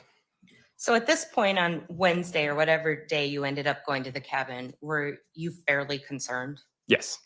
Okay. And what led you to being so concerned? Not having heard from them, not being able to get a hold of them, and not being told that they had gone up there to begin with. So during this time period that you learned they're missing, did you reach out to your mom or dad via text or phone calls? Yes. Did you hear anything back? No. And did that concern you? Yes. At any point during the time that you learned your parents Probably were missing, trying not to leap over the table and anybody strangle his tell you that brother, perhaps they were out to be gambling? honest. I don't He believe won't look during at him at that all. period of between July 1st and July 7th, I had heard anything about gambling. Okay. He did passing glances to be able to Let me describe just him. ask, were your parents gamblers? No. And I don't blame him. Have you ever been to a casino with them? No. To your knowledge, have they ever taken a vacation with entertainment that is gambling? Not that I'm aware of. Okay. Were your parents big drinkers? They've gotten more into drinking, I'd say, since they moved back down to Windsor. Yes, but not huge drinkers, no. Did you ever know your parents to drink tequila? My mom would drink margaritas, but not from mixing it herself. It was the Costco brand pre-made stuff. Okay. Did you know either of your parents to drink gin? No, I do not. Did your parents take their work or their jobs seriously, not seriously, or something else? Very seriously. To your knowledge, have they ever no-called and no-showed for work in the past? That would be very strange for them to do.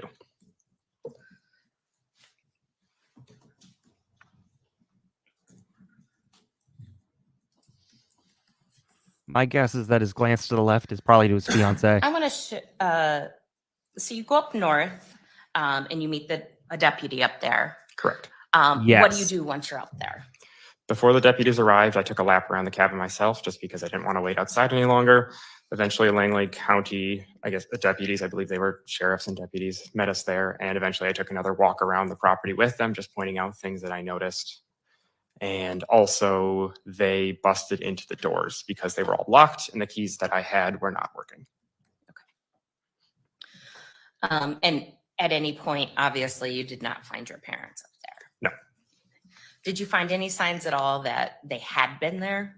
Nothing looked like it had been used. There was a couple pieces of trash around, but I believe that's just because sometimes people will walk through the property on the way either between properties or just on the way. Either way, I do not believe it had been used anytime recently.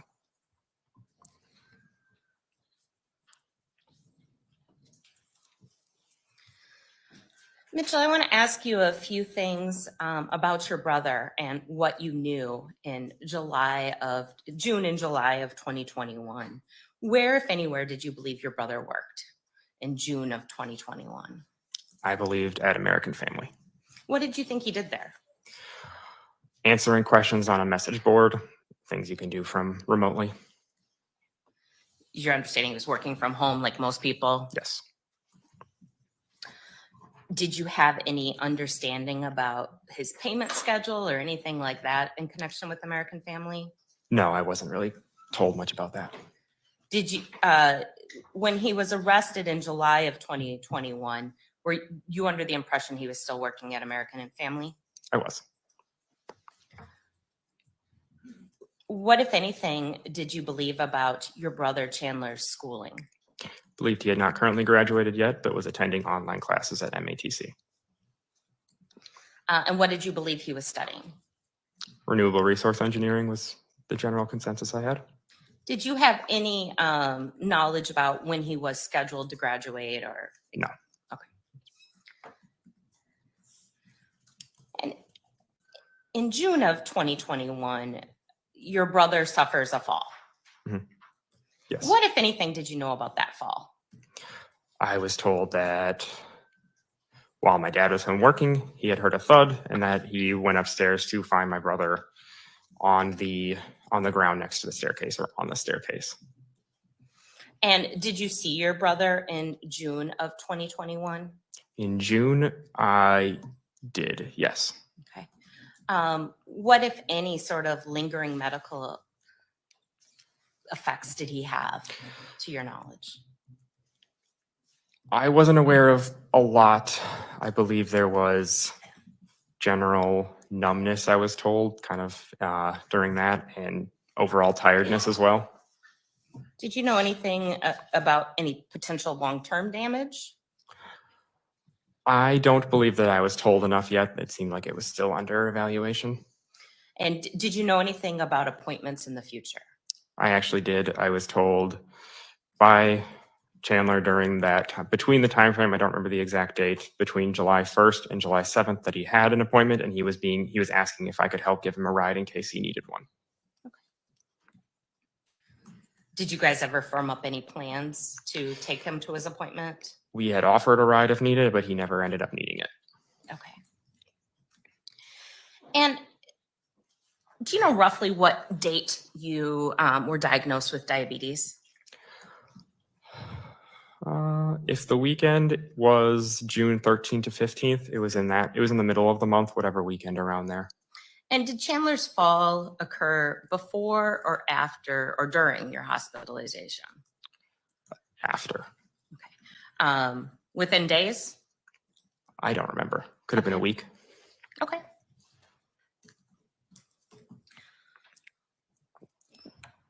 Other than Chandler seeming tired, did you personally observe any differences to Chandler's physical appearance? Just the neck brace, but no, nothing else. Did you observe any difficulty he had walking? I don't think so, no. Did you observe any weakness of limbs, picking things up, anything like that? I didn't see him pick much up either, so I guess I can't say. Okay. Good answer. So Mitchell, I need to ask you a few difficult questions. Are you a beneficiary for your parents' life insurance? I am. How much do you believe that you will end up getting out of life insurance because of their deaths? They have a few different policies. It is in the, if I'm remembering correctly, it is in the ballpark of around $1 million. That includes the house as well. Yeah, I don't believe that's including the house, actually. Have you been paid out anything as of today? No. Is anybody else listed as a beneficiary? I believe it went to my mom first. If my dad's death had preceded my mom's, or I guess their policies listed each other as primary, but then yes, also my brother was listed in the same line as I was. And Mitchell, did you have anything to do with your parents being missing? I did not. Going missing? No. And were you fully cooperative in the investigation? Yes. Did you provide a DNA or a buccal sample upon request? Yes. Did you provide proof of work during the first week in July upon request? I did. And did you participate in multiple interviews with multiple different officers? Yes. Nothing further. Cross-examination. Good afternoon, Had you ever met Mr. Chandler Halderson. before this? My first questions have to do with you living at that house in Windsor, Wisconsin. Did you ever live there yourself? I would never have listed that as my address, no. but I have stayed there over weekends. And before July of 2021, you would be at that home 1 or 2 times a month, perhaps, to visit? You know, probably in the ballpark of two to three, possibly even 4 times a month. Yeah, we visited often because they were close. And would those be overnight visits? Occasionally, yes. And when you say we, is that with your fiance? That's correct. Now, in July of June of 2021, you did visit there on Father's Day, is that right? Let me rephrase that. You visited there for a Father's Day celebration, That's correct. but it wasn't on Father's Day. I don't remember the date. And that was a meal with everyone? Yes. Yes. I believe I'm remembering the date you're talking about now. Yes. How many other times did you visit that home in June of 2021? I don't believe I would be able to give an accurate number. It's a couple, but I don't remember the exact amount.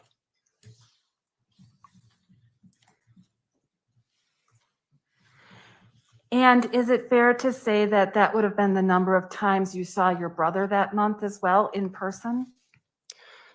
That is correct, because yes. You guys didn't get together other times? No. Now you did, or you did have a relationship with your brother online, is that right? That's correct. Mostly playing what are first-person shooter video games? Mainly, yes. Now, in direct testimony, you indicated that your brother was very interested in Russian guns, particularly the SKS, correct? Yes. And that interest goes back several years at least, right? Yes. How many years do you think that goes back? I wouldn't be able to tell you that. A I'm not long sure. time. Is that Yes. true?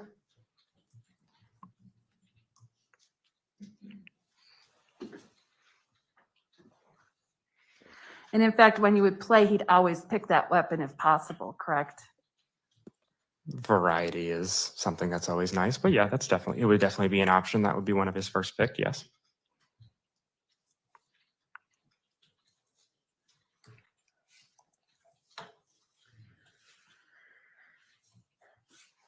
Now, I'd His like face to is ask like, you a little where bit are you about the going with this cabin. lady? It's been a number of years since you've actually, before July of 2021, it was a number of years since you actually went there, correct? That's correct. I did not frequent it as often as my parents.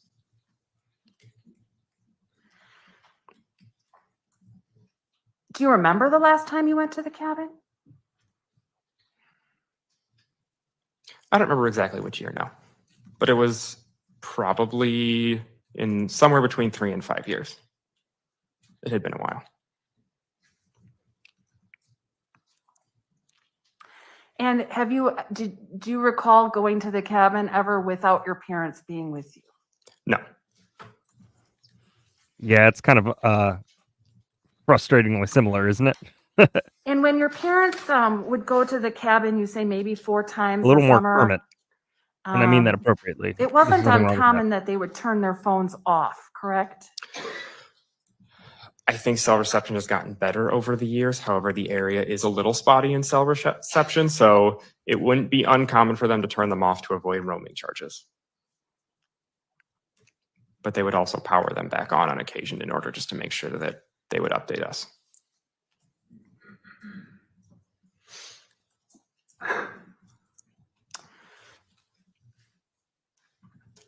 Over the weekend of July 4th, 2021, you weren't concerned about your parents until what point? Can you rephrase that? Yeah, at what point did you become concerned about your parents? So I was initially concerned because I hadn't heard of them going up. It wasn't to the level of filing a missing persons case until I had heard further from Chandler that he was is concerned enough in order to do that. So my concern grew as time went on. I would say around once that Monday, Tuesday date where they were supposed to return hit, I was definitely pretty concerned. He's adorable. Do you remember talking to Deputy Seeley from the Sheriff's Department? I don't remember that. Do you remember if you ever told Detective Seeley that you yourself were not personally concerned at the time you were talking to Deputy Seeley? I don't remember which day that was, and I also don't remember saying that. Is that something you might have said? Depending on the date, possibly, because as I said, my concern grew over time. So if it was early on, then yes, possibly. So it's possible that at first you weren't that concerned, normal for your parents to go up north, but that your concern grew over time. Is that Ma'am. correct? That is correct. I still was concerned because they hadn't told me beforehand that they had left. However, it wasn't as concerned as to file a missing persons report.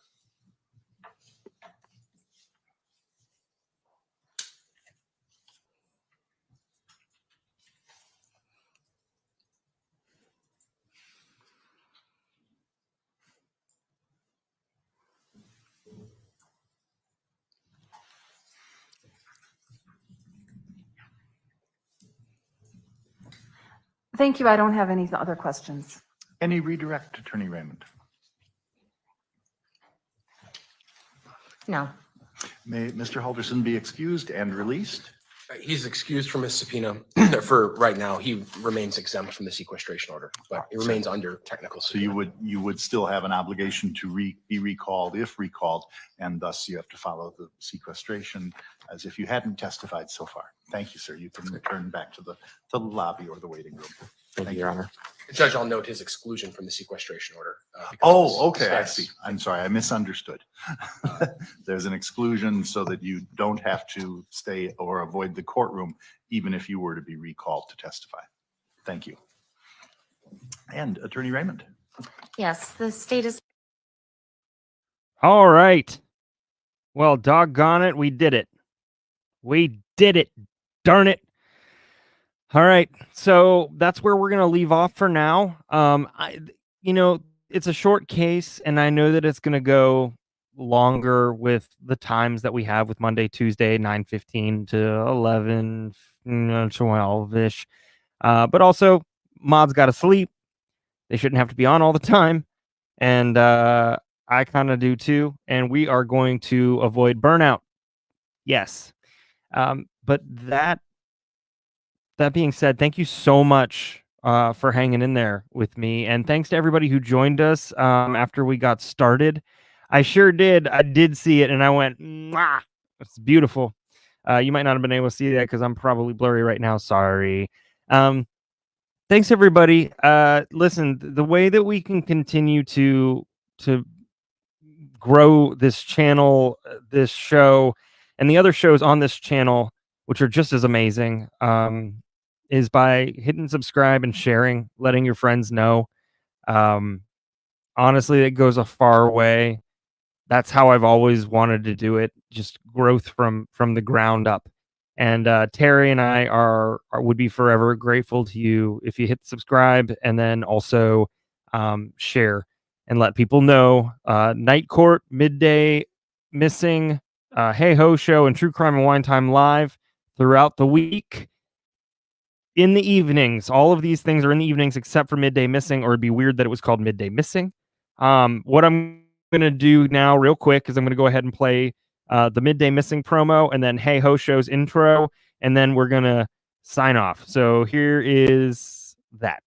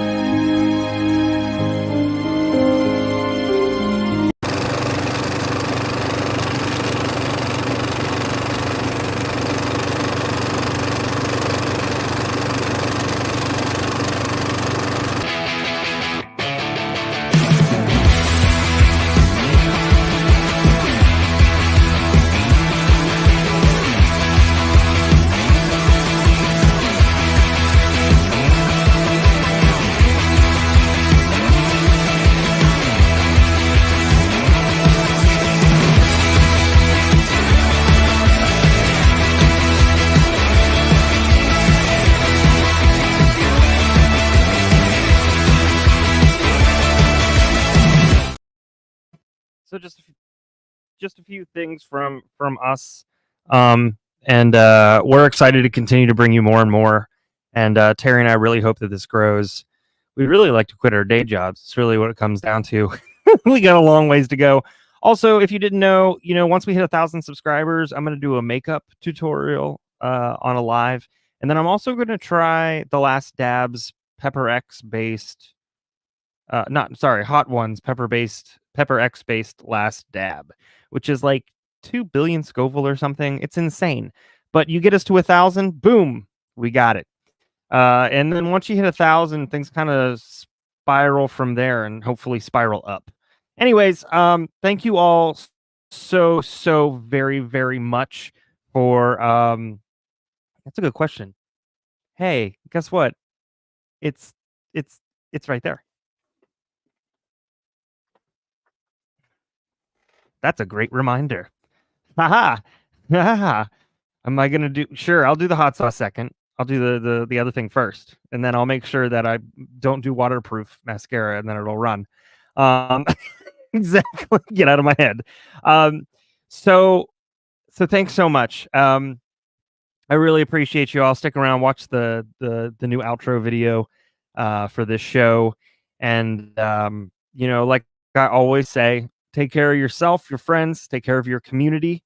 Don't let anybody dull your sparkle, and shine on, you crazy diamonds. Night Court is adjourned.